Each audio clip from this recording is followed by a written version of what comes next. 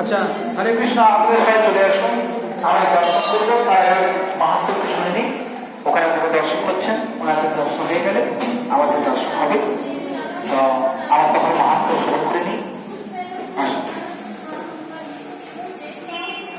আমাদের সবাই এসেছেন।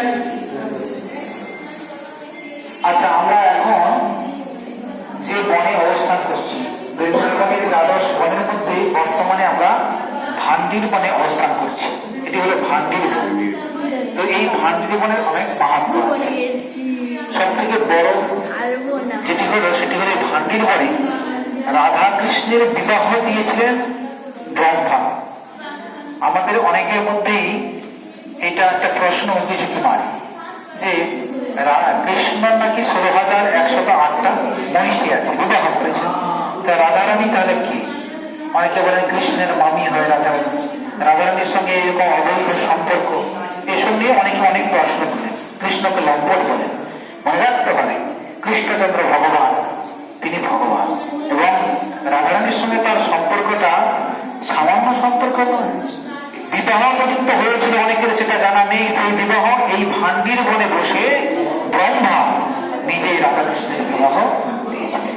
তাই এখানে যে রাধাকৃষ্ণ বিগ্রহ, এই বিগ্রহ সব জায়গায় বৃন্দাবনে রাধা গোবিন্দ বিগ্রহ, তো প্রত্যেকটা জায়গা অনুসারে সেখানকার বিগ্রহের নামকরণ হয়েছে। এখানকার যেহেতু ভান্ডির বনে এই রাধা গোবিন্দ বিগ্রহ, তাই এখানকার বিগ্রহের নাম হলো ভান্ডির বিহারী নাম। ভান্ডির বিহারী লাল কি জয়, কৃষ্ণ কানাইয়া লাল কি জয়, রাধারানী সরকার কি জয়, ব্রহ্মাজি ভগবান কি জয়, জয় শ্রী রাধে। আপনারা দর্শন করবেন এখানে। আর ওই দিকে আমরা যাবো, একটু পরে ওইদিকে যাবো।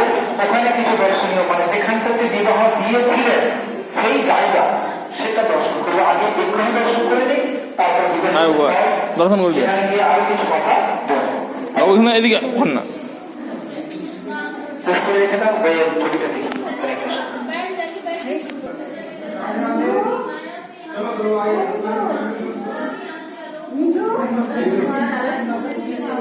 প্রত্যেকে এখানে বিগ্রহ দর্শন করবেন। ওনাদের ভিড় কেটে গেলে বিগ্রহ দর্শন করবেন।